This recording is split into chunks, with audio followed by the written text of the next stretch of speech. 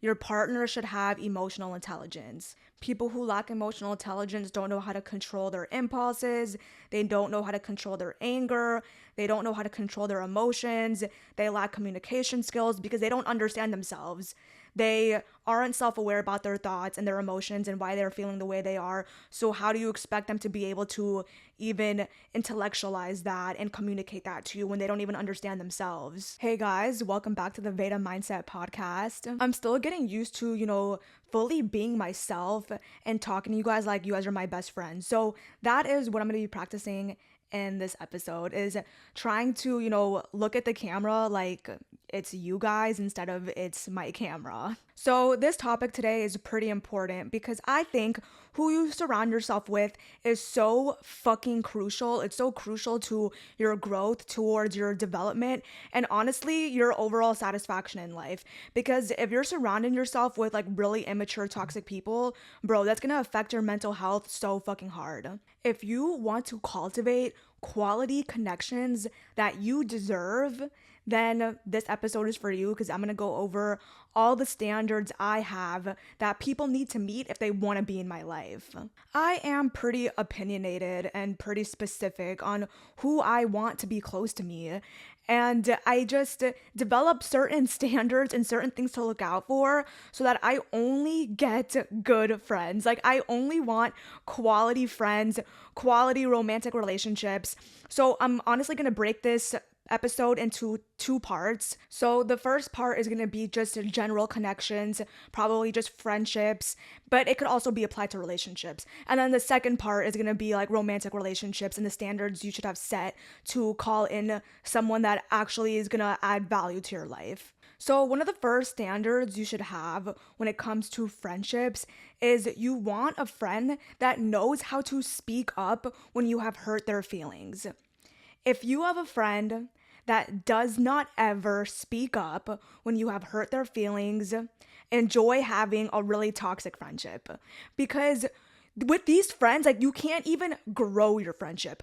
I remember having these types of friends, and honestly, with my personality, I need my friends to speak up. Like, I need my friends to speak up whenever their feelings are hurt, because I understand that maybe I'm a little bit stern, or I'm a little bit out there, or I'm really opinionated, and maybe something I said may have hurt their feelings. But when these friends don't fucking speak up for themselves and they don't tell me, oh, hey, like, what you said, like, hurt my feelings, how am I supposed to know? How am I supposed to apologize and take accountability and do better for you if you're not telling me how you feel? These friends are your passive aggressive type friends, where they won't tell you that they're mad at you, but they'll subtweet you, or they'll like ignore your messages, or they just will act weird, but they're not telling you why, or they'll just distance themselves from you without explaining why they're doing that. And I feel like this is a really unfair thing to do on their part, and that is why I am telling you that you need to have friends that know how to speak up and speak their truth.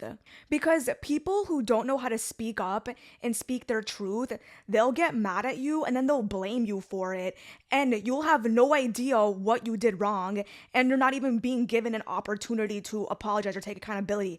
And whenever you're in these types of friendships, it literally doesn't allow you guys to grow as a unit. You guys don't know how to sustain your friendship because they don't know how to speak up for themselves. They don't know how to speak up for how they felt or how you made them feel. So whenever there's a conflict, it's never getting resolved. You have to understand that all deep friendships are gonna have turmoil. You guys are gonna fight, and you need to have a friend that knows how to speak their truth in a mature manner.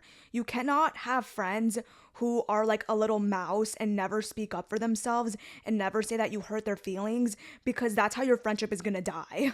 That is how you guys harbor resentment. And especially if you have a very expressive personality like mine, you need to have a friend that knows when to say how they feel, because like I said, I have a pretty strong personality, and sometimes like it throws people off. Sometimes, people misunderstand my passion for rudeness, and that's fine. But in the certain cases where it has hurt your feelings, I am willing to apologize and fix what I did, but I need to know. And usually, the type of people that, are put off by my expressiveness, they don't ever want to speak up. They never want to say how they feel. They don't want to express that I hurt their feelings. So, how am I supposed to grow and do better? How am I supposed to grow and help this friendship when you're not even giving me that opportunity? Because that's what you're doing. Like, those people who don't speak up, they're not giving you an opportunity to grow. They just want to harbor resentment and be immature and never speak up.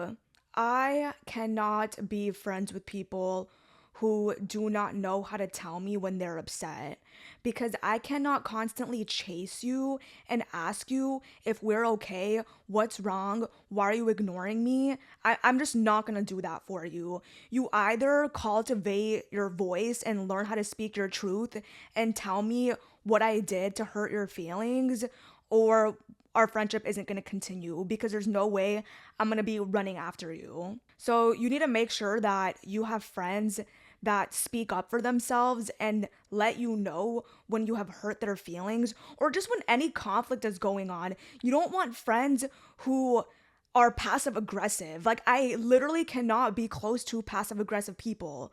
You're just immature and you don't know how to speak your truth, and now it's hurting our friendship, but somehow you're blaming me. Like, no. I maybe did something I didn't know that hurt your feelings, and you have all of the choice to tell me and let me know how you feel. But if you're not letting me know how you feel, I can't read your mind. And there's no way I'm gonna let you blame me for your hurt feelings if you are not speaking up. So yeah, if you have close friends who are passive aggressive towards you and don't know how to speak their truth or let you know when they're upset, but somehow continuously blame you for it, yeah, those are the types of friends that I do not care to have.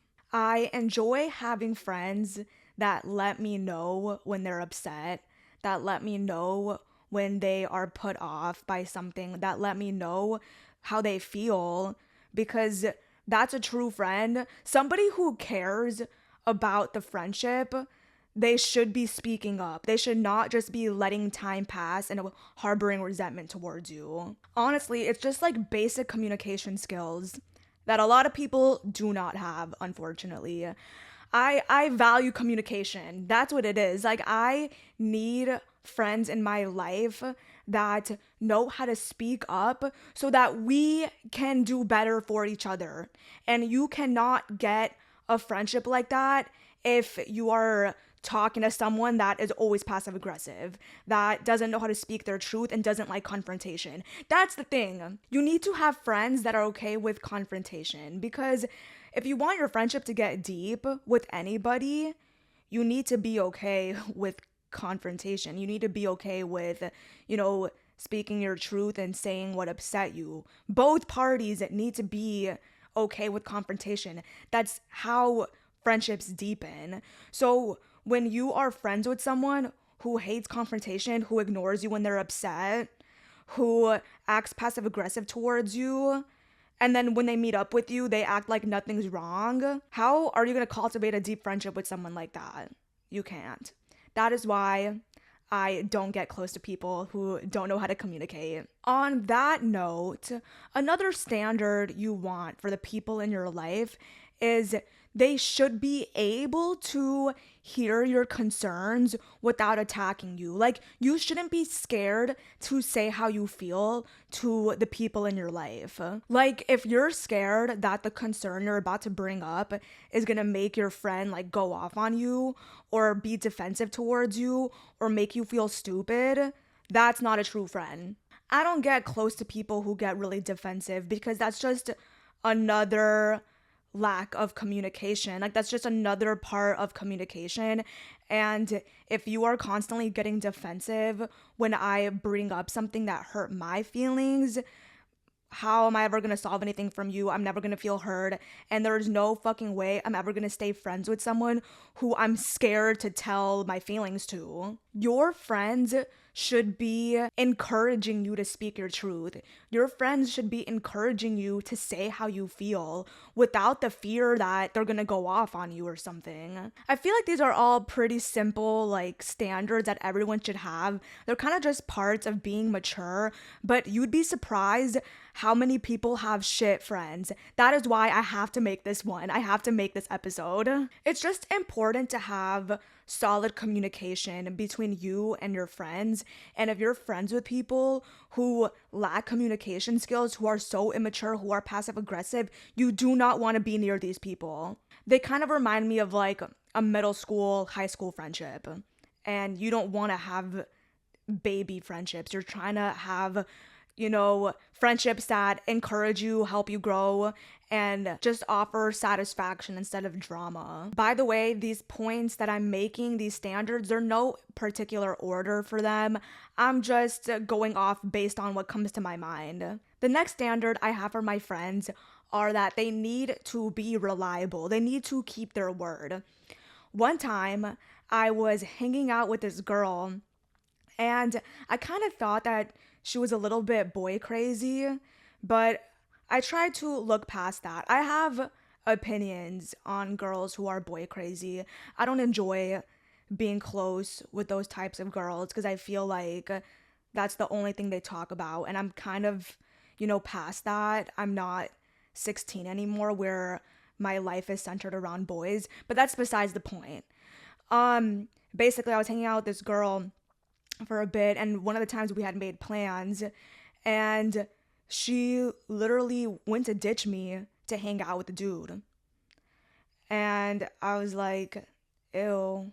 I feel disrespected when my time isn't valued, and if you're making plans with me and are able to ditch me for a guy, that's just like not the type of friend I'm looking for. Like, that's not the type of women I like to have around me. But yeah, I also just hate flaky people.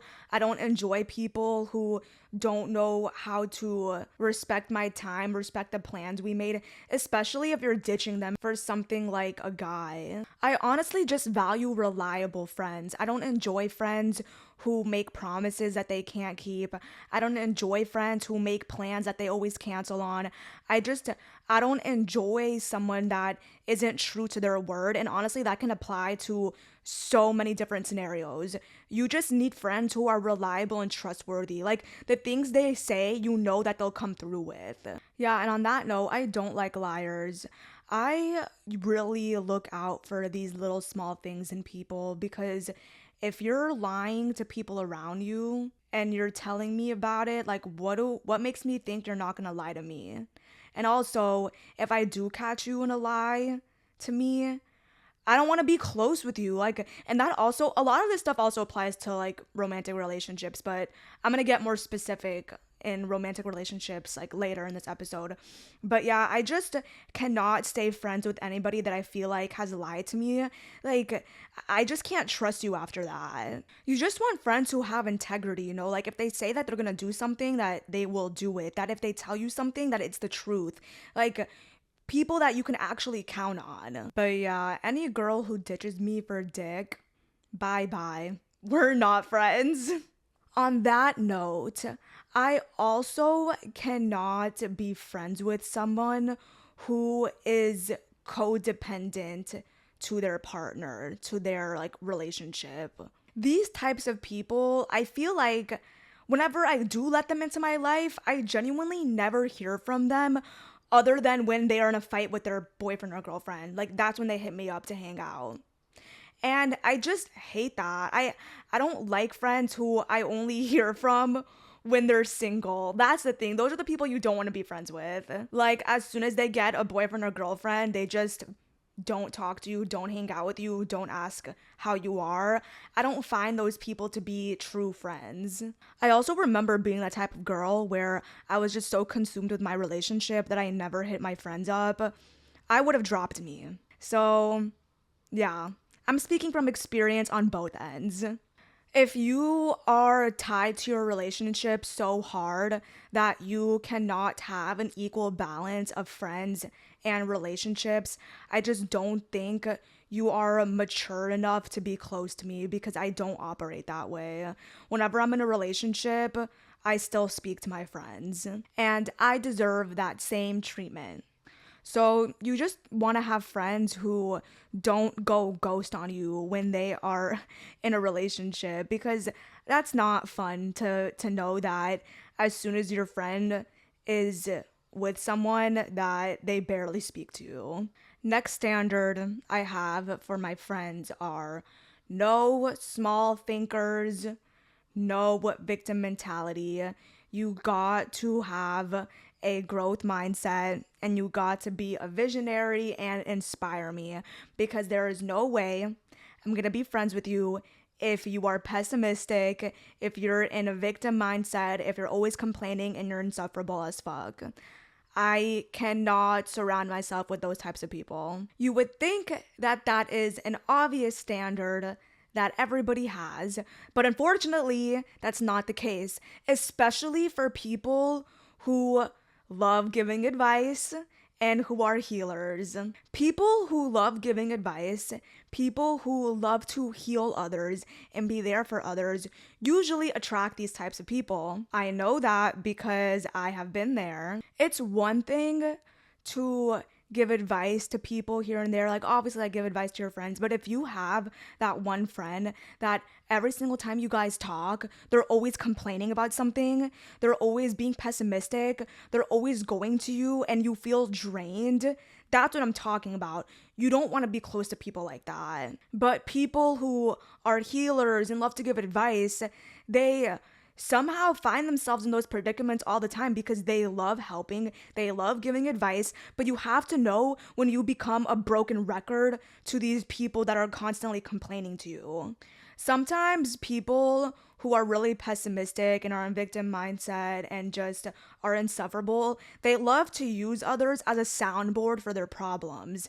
And I don't want you to be used as a soundboard for their problems. You have a good heart, the fact that you want to help these people, but you need to have standards for who is in your inner circle and who is your close friends, and those people cannot be your close friends, because your friendships should go both ways, where you guys are both inspiring each other, not you constantly inspiring them and them just using you as a soundboard for their problems, because that's how you are always drained. If you leave a friend's house feeling drained, that's probably a sign where there's definitely an unequal balance in what you guys are giving to each other.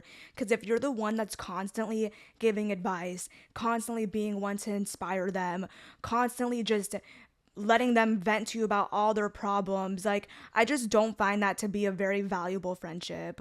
I feel like that friendship's pretty one-sided. Another standard I have for friends in my life are that you need to be secure in yourself and you need to have an abundance mindset. Meaning that if you are really insecure, if you are really emotionally unintelligent, and if you just have a really lack mindset, I don't want to be close to you. These types of friends, all they do is stump your growth. Because while you are having an abundance mindset where you're having a growth mindset, these friends are like the complete opposite. So they're over here constantly telling you to be more realistic, telling you why you're wrong to think so positively about the world. They constantly project their own insecurities and past experiences onto you. They basically want you to suffer with them. Let me give you an example. If you had a friend that told you you're never gonna find a guy with all those standards that you have, you're never gonna find a guy that checks off all those boxes, like, you just gotta settle sometimes. Like, what's gonna happen to you if you keep a friend like that close to you? You're gonna become exactly like them. You're gonna settle in life because they are projecting their beliefs onto you. They're projecting their inner insecurities onto you. I mean, at the end of the day, we all project our beliefs onto others. And that is why it's important to have friends who are really secure in themselves, who want the best and know that they'll get it, and who have an abundance mindset, because they will project that onto you. They will project their positive beliefs onto you. So when you're close to someone who is super insecure, has a lack mindset, who settles for mediocrity in life, they're always going to be telling you like, oh yeah, you're doing too much. Like, oh yeah, be realistic. Oh yeah, you have too many standards. Like, no, you lack standards. You lack belief in yourself and you're insecure. Unfortunately, a lot of people don't realize this. Like, they are friends with people who are constantly trying to drag them into their suffering with them. And instead of being like, oh, I think they're just insecure and they're just projecting like their limiting beliefs onto me, people will believe them. People are like, oh yeah, like I guess you're right, my standards are too high, or yeah, I guess you're right, I should be realistic. And that's what I don't want to happen to you. Like, I don't want you to fall into this limited way of thinking because your best friend has a limited way of thinking, because your best friend is just constantly acting from insecurities. You want friends that inspire you because of how confident they are. You want friends that tell you, yeah, man, you have all those standards for your romantic relationship that you want. Yeah, you're gonna fucking get exactly what you want. You want friends who encourage you to think big and be ambitious. And when all you do is surround yourself with small thinkers, with, people who live off a fear-based mindset, with people who are just so insecure, you're gonna become exactly like them. All of their qualities are gonna rub off on you. And I don't know about you, but I cannot afford to be like that. I cannot afford to have those qualities rub off on me. So I do not let people like that get close to me. And see, like, that's the tricky thing, because I just said healers and people who like to give advice usually attract these types of people. And I've seen it, and I've been in that position too. Because we love to help people and give advice, we find ourselves being besties with people who are stuck in a lack mindset, who are victims, who are super insecure, because our friendship revolves around them complaining and us giving them advice. So for all you healers and advice givers out there who want to help people, you need to understand that there's a line that needs to be drawn. Because if your friendship revolves around them coming to you for their problems and them seeking you out for advice and you just always listening to them, that's not a friendship. You're their fucking therapist. And that's what I realized. I no longer wanted to be a therapist to all my friends. I wanted it to go both ways, where I know my friends also can offer me advice, also add value to my life. Like, it's not just one way. I just feel like the other person needs to add value to your life just as much as value that you're adding to their life. So if your friendship is always them complaining, them being insecure, and them going to you for advice, like, you can't have that. You're gonna be drained. If you want to be confident in yourself and you want to have a growth mindset, you want to think in an abundance mindset, you gotta run away from people who are the opposite of all those qualities, because all that's gonna do is rub off on you. Ugh, guys, I'm getting hungry. I'm gonna go over my next talking points really fast. I need to get food. One of the last standards I have for friends is you cannot be a hater and you cannot be a shit talker.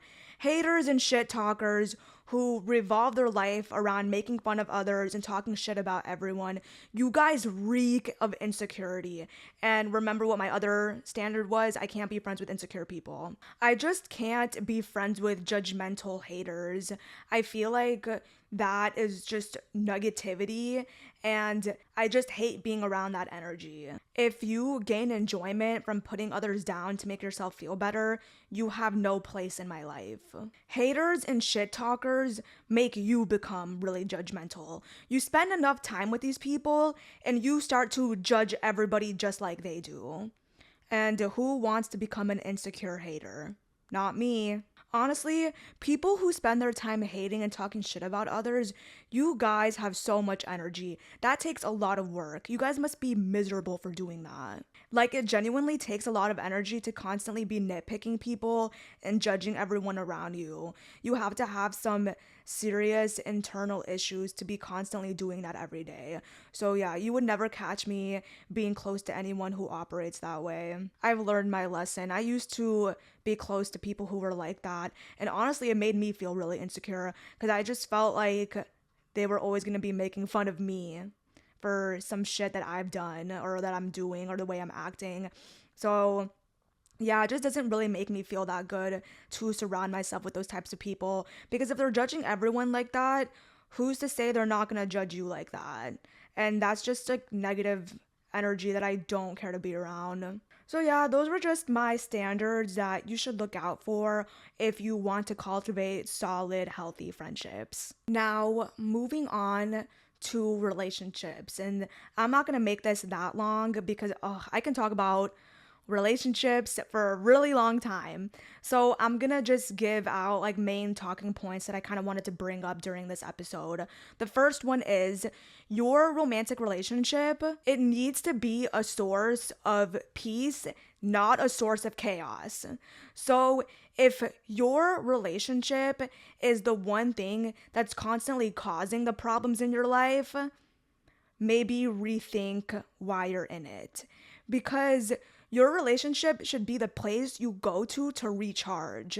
Your relationship should be the place you go to for happiness and calmness and satisfaction when you are going through something hard in life. It should not be the thing that's constantly causing you suffering. That's not to say that your relationship is supposed to be perfect and smooth sailing. Like, let's be real here. All relationships have issues. But if your relationship isn't a place you go to recharge, if it's constantly the source of all the suffering you go through, does that relationship really have a place in your life? And you should ask yourself, is my relationship a place that I go to recharge? Is my relationship a place that, cultivates really big amounts of happiness for me? Or is it the place that is always the thing that's causing me suffering? Can I not go to my relationship to recharge? And if anything, I need to get away from my relationship to recharge.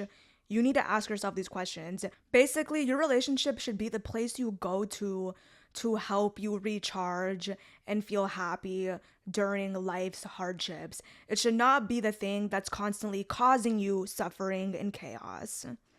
And you should know deep down where your relationship lies between those two categories, if it's the source of chaos or if it's the source of happiness for you. The next standard you should have in regards to relationships is your partner should have emotional intelligence.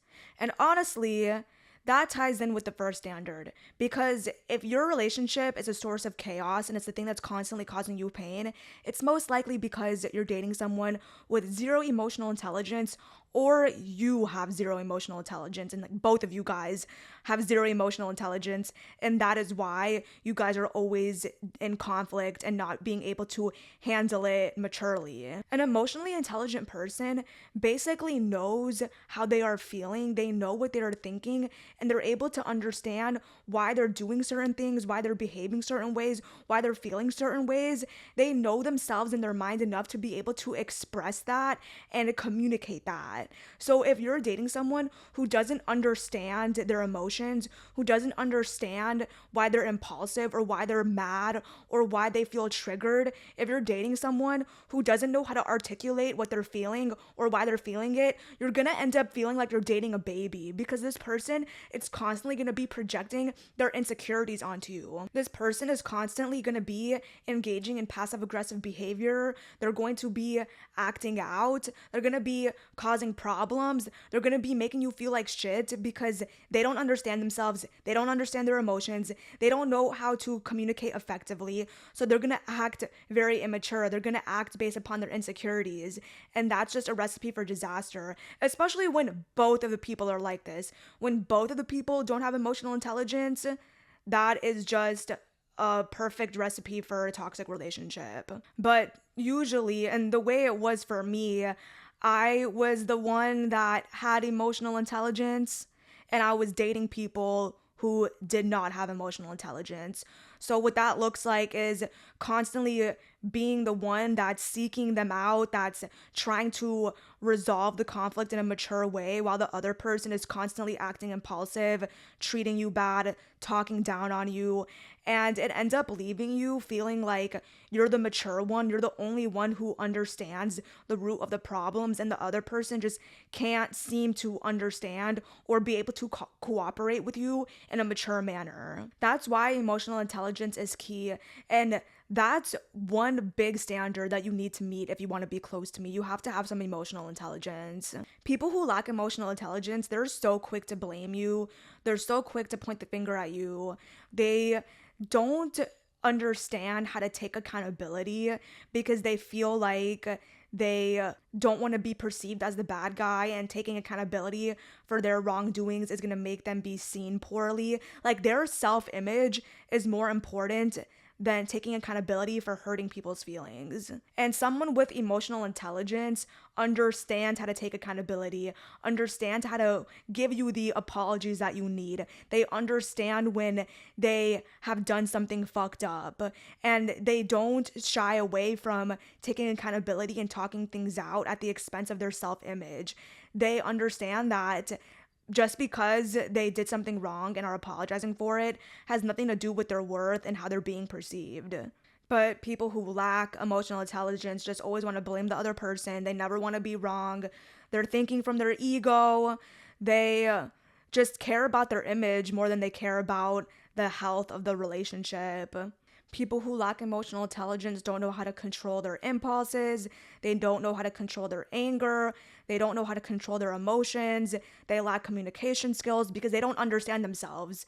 They aren't self-aware about their thoughts and their emotions and why they're feeling the way they are. So how do you expect them to be able to even intellectualize that and communicate that to you when they don't even understand themselves? The next standard you need to have for your romantic relationship is that it needs to be a peer-peer relationship where you're not being controlled, instead of a parent-child relationship where your partner feels like they can control you. I know what you're thinking. This is such an obvious standard.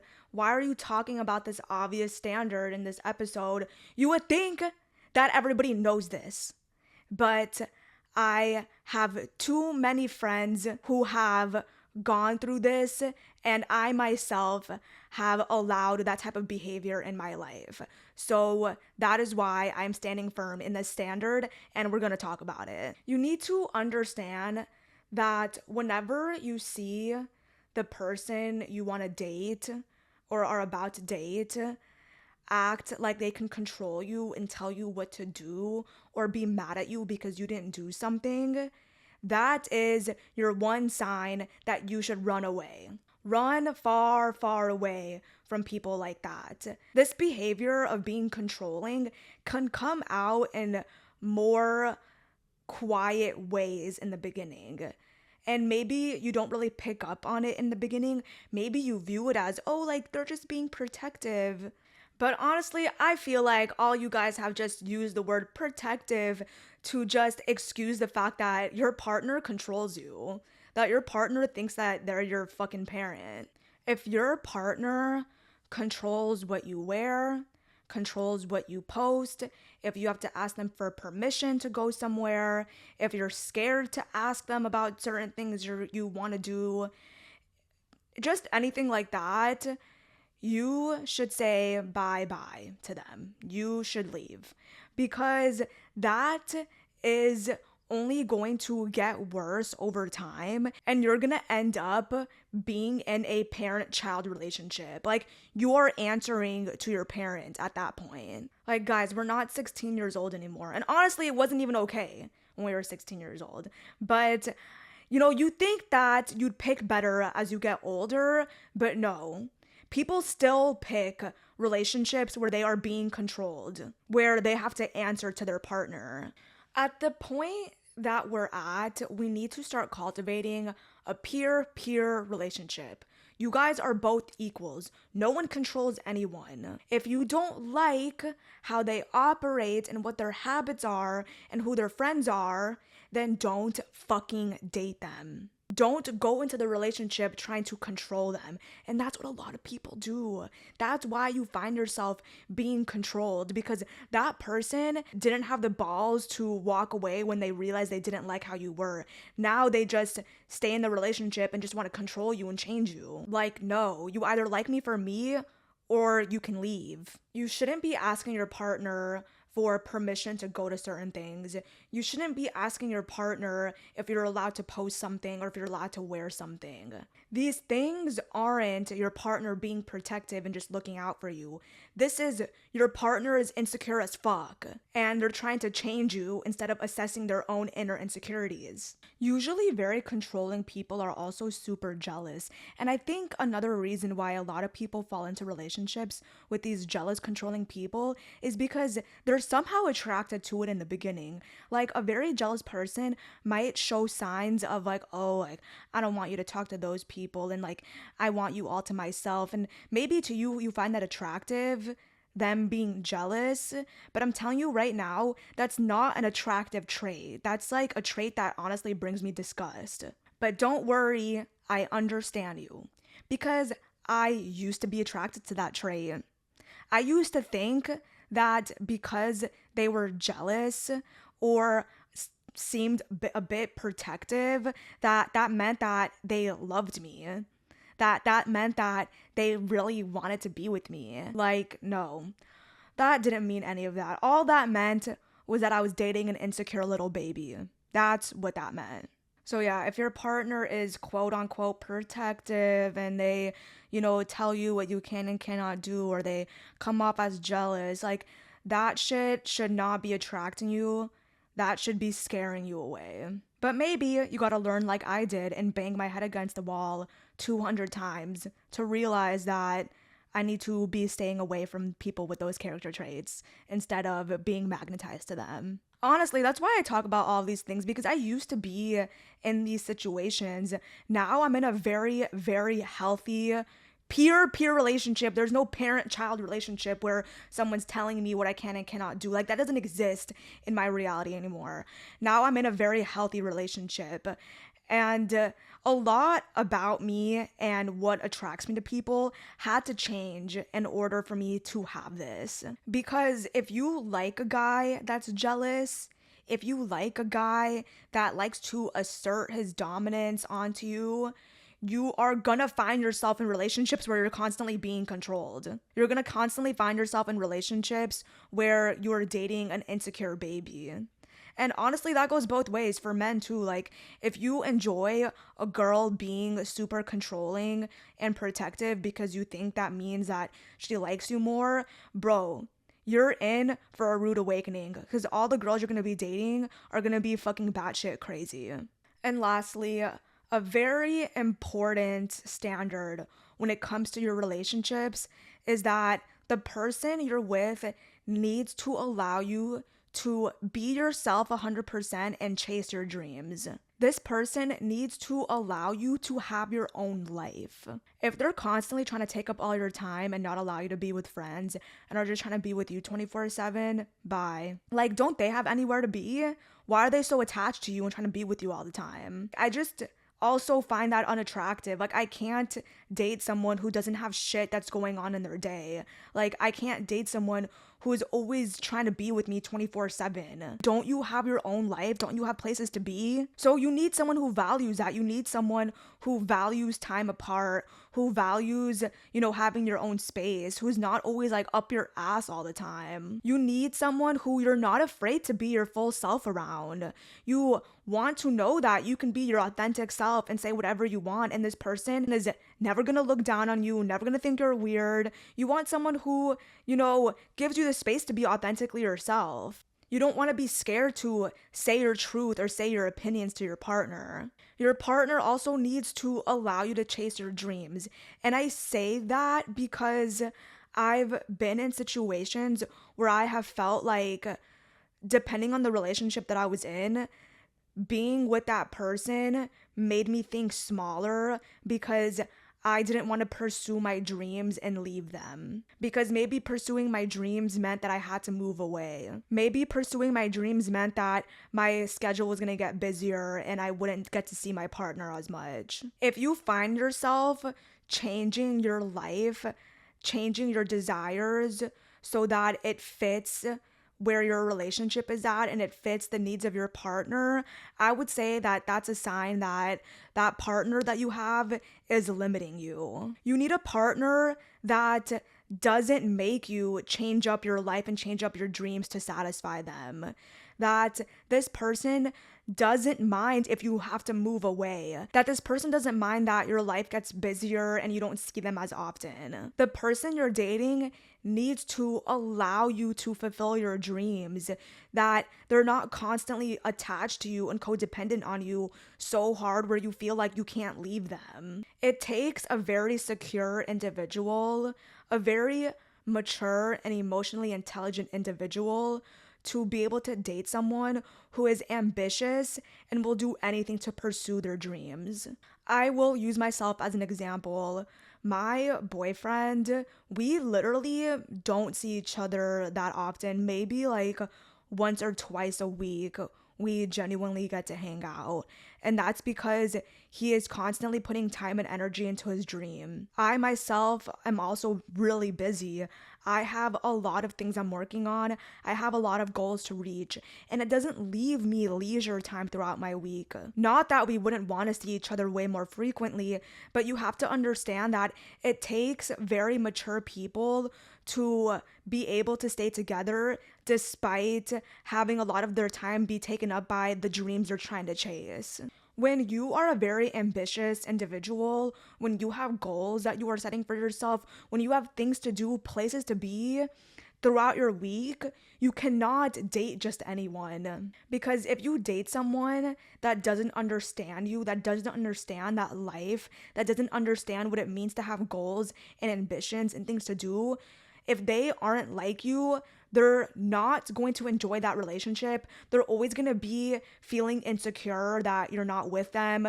They are always going to be texting you and saying that they want to see you more often. They're going to be telling you to work on your goals less so that you can see them. I feel like when you're really ambitious and you're dating someone who's not, either they are going to feel really, really insecure and they're constantly going to be fighting with you about it, where now you are going to cut back on your goals so that you can accommodate to them and be with them more, or you're going to outgrow them because you couldn't handle being with someone who isn't as ambitious as you, who doesn't understand what it means to have a relationship where you guys aren't codependent on each other. I went through this myself. I dated someone who was basically asking me to give up certain aspects of my life so I can hang out with them more. And these certain aspects were my passions. They weren't just anything that